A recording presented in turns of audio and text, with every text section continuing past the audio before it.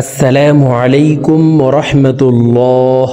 সম্মানিত দিনী ভাই ও বোনেরা, আজকের এই ভিডিওতে সূরা বাকারাহ এর ৬৬ নং আয়াতের পর থেকে অর্থাৎ ৬৭ নং আয়াত থেকে আপনাদেরকে সহিহ শুদ্ধ করে শব্দে শব্দে ভেঙে ভেঙে অক্ষরে অক্ষরে শেখানোর চেষ্টা করব ইনশাআল্লাহ। তো প্রিয় দর্শক, গত পর্বের ভিডিওতে আমরা সূরা বাকারাহ এর ৬৬ নং আয়াত পর্যন্ত আপনাদেরকে শিখিয়েছি। যদি না শিখে থাকেন তাহলে পূর্বের ভিডিওটি দেখে শিখে নেবেন। আর যারা একেবারেই আরবি পড়তে পারেন না, তারা আমাদের চ্যানেলে কায়দা পর্বের ভিডিও দেওয়া আছে, আপনারা কায়দা পর্বগুলি দেখে শুদ্ধ করে আরবি শিখে নিতে পারেন। তখন কোরআনুল কারীম অতি সহজেই পড়তে পারবেন। তো চলুন আজকের সবক শুরু করা যাক। أعوذ بالله من الشيطان الرجيم بسم الله الرحمن الرحيم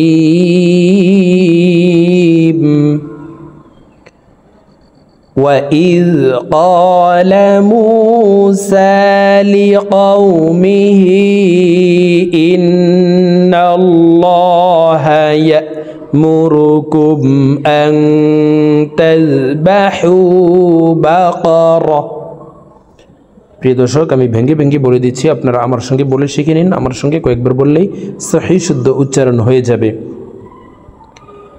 وَإِذْ قَالَ مُوسَى وَإِذْ এই হামজা জজমওয়ালা জালকে ধরবে, হামজা জাল জের ইজ।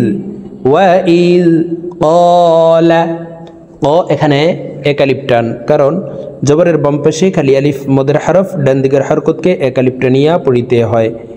وَإِذْ قَالَ مُوسَى মু এক আলিফ টান, পেশের বাম পাশে জিজমালা ওয়াও মদের হরফ, ডান দিকের হরকতকে এক আলিফ টানিয়া পড়িতে হয়। তো দুই ঠোঁট গোল করে এক আলিফ টানি পড়ব। মিম ওয়াও পেশ মু, সা সিনের উপরে খাড়া জবর, সিন খাড়া জবর সা, উপরের দিকে ধাবিত করে সিন হরফকে এক আলিফ টানি পড়ব। মুসা ওয়াইজ ক্বালা মুসা লিকৌমিহি, হি তিন আলিফ টান, মদের হরফের উপরে চিকন চিহ্ন বামে হামজা, মধ্যে মুনফাসিল তিন আলিফ টানিয়া পড়িতে হয়। নিচের দিকে ধাবিত করে তিন আলিফ টানি পড়ব। লিকৌমিহি ইন্নাল্লাহা, ইন এখানে ওয়াজিব গুন্না, হরকতের বামে নুনে মিমে তাসদীদ হইলে সর্ব অবস্থায় নাকের বাসি থেকে গুন্নাহ করিয়া পড়িতে হয়। তো এই হামজা তাসদীদওয়ালা নুনের সাথে 3 সেকেন্ড পরিমাণ গুন্নাহ করে ধরে রেখে পড়ব। ইন্নাল্লাহা, এই লামকে ল বলে পড়তে হবে, কারণ আল্লাহ শব্দের আগের হরফে জবর অথবা পেশ হইলে এই লামকে ল অর্থাৎ মোটা করিয়া পড়িতে হয়। তো প্রিয় দর্শক দেখুন, এখানে আল্লাহ শব্দের আগের হরফে জবর আছে, এই কারণে এই লামকে ল বলে পড়ব। ইন্নাল্লাহা وَإِذْ قَالَ مُوسَى لِقَوْمِهِ إِنَّ اللَّهَ يَأْمُرُكُمْ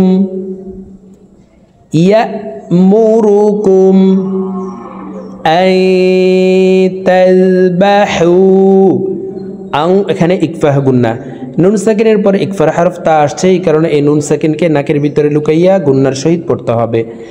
আং তাযবাহু বাকারাহ, বাকারাহ গোলতা ওয়াকফের ক্ষেত্রে হার উচ্চারণ করব এবং হাকে সাকিন করে ফেলব। আং তাযবাহু বাকারাহ ইন্নাল্লাহা ইয়া'মুরুকুম আন তাযবাহু বাকারাহ وَإِذْ قَالَ مُوسَى لِقَوْمِهِ إِنَّ اللَّهَ يَأْمُرُكُمْ أَن تَذْبَحُوا بَقَرَةً ক্বালু লু তিন আলিফ টান মদের হরফের উপরে চিকন চিহ্ন বামে হামজা মধ্যে মুনফাসিল তিন আলিফ টানিয়া পড়িতে হয়।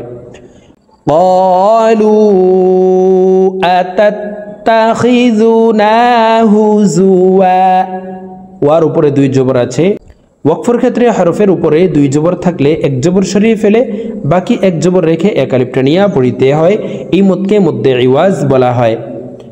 ক্বালু আতাত্তাখিযুনা হুজুয়া ক্বালা আউযু বিল্লাহি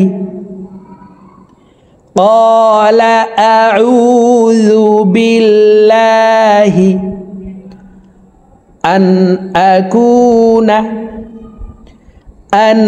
أكون من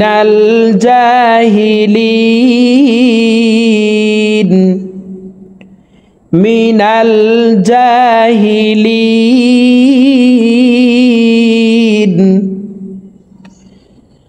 قال أعوذ بالله أن أكون من الجاهلين قالوا ادع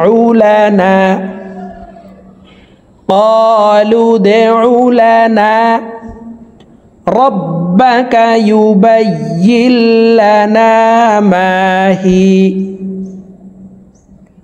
ربك يبين لنا ما هي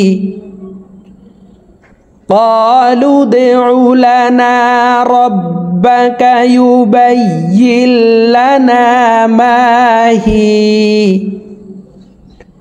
قال إنه يقول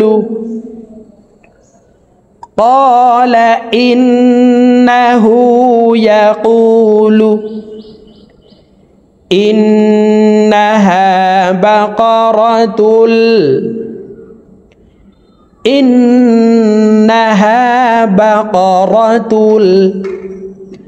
لا فارض দু এখানে ইদগামে বা গুন্নাহ তানউইনের পরে ইদগামে বা গুন্নার চার হরফের একটি হরফ ওয়াও আসছে।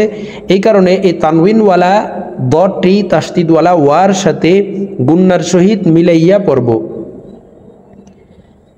ইন্নাহা বাকারাতুল লা ফারিদু ওয়ালা বিক্র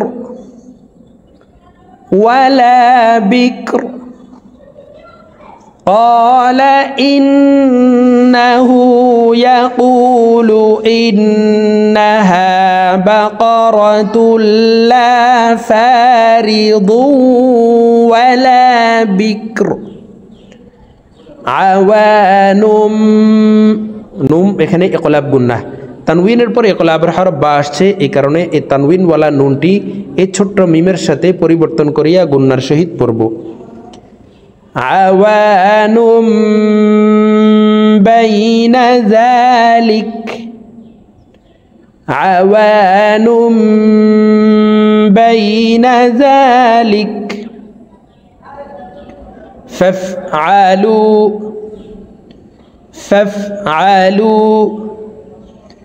ما تؤمرون রু তিন আলিফ টেনে নুনকে সাকিন করে ফেলবো, কারণ মদের হরফের বামের হরফে ওয়াকফ হইলে মুদ্দা আরজি তিন আলিফ টানিয়া পড়িতে হয়। ফাফআলু মা তু'মারুন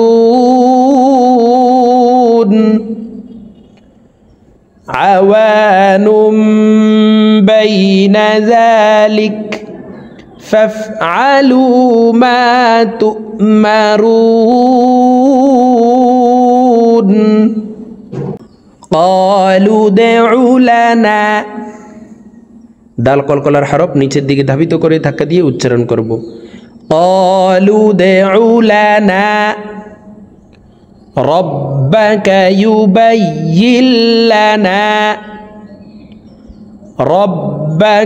يبين لنا ما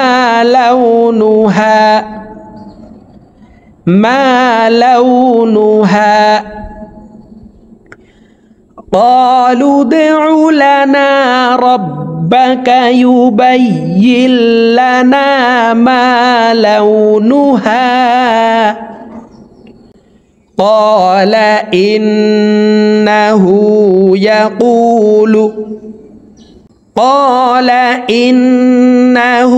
يقول إنها بقرة তুং এখানে ইকফা গুন্না তানউইনের পরে ইকফার হরফ সদ আসছে এই কারণে এই তানউইন ওয়ালা তাটি নাকের ভিতরে লুকাইয়া গুন্নার সহিত পড়ব ইন্নাহা বাকারাতুন صفراء فاقع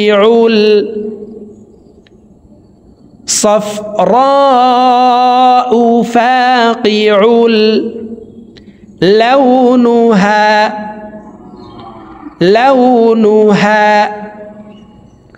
صفراء فاقع لونها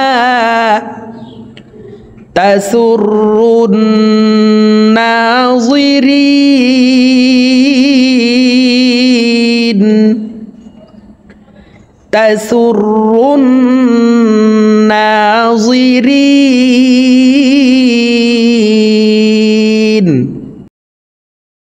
قال إنه يقول إنها بقرة صفراء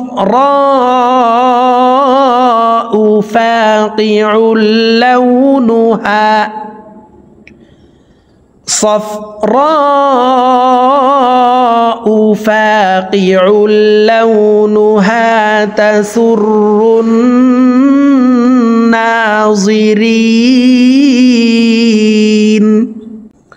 তো প্রিয় দর্শক আমরা আজকে সূরা বাকারাহ এর 69 নং আয়াত পর্যন্তই শিখব তো আমি এখন 67 নং আয়াত থেকে 69 নং আয়াত পর্যন্ত আপনাদেরকে একটানে রিডিং বলে দিচ্ছি তো আমি প্রথমে যেভাবে শব্দে শব্দে ভেঙে ভেঙে অক্ষরে অক্ষরে বলে দিয়েছি এভাবে শুদ্ধ করে শিখে তারপরে একটানে রিডিং শিখে নেবেন বিসমিল্লাহির রহমানির রহিম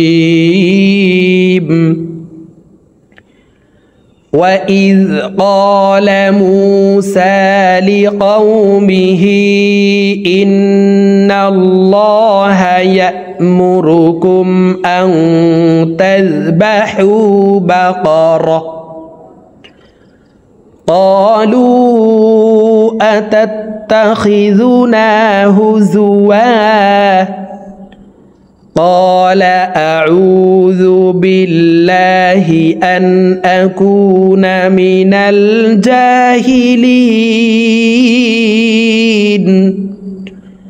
قالوا ادع لنا ربك يبين لنا ما هي قال إنه يقول إنها بقرة لا فارض ولا بكر عوان بين ذلك فافعلوا ما تؤمرون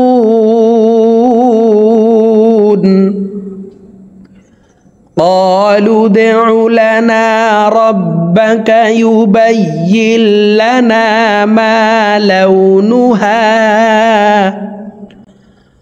قال إنه يقول إنها بقرة صفراء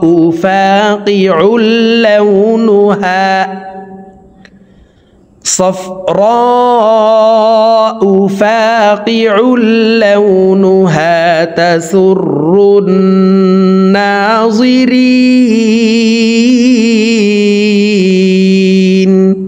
صدق الله العظيم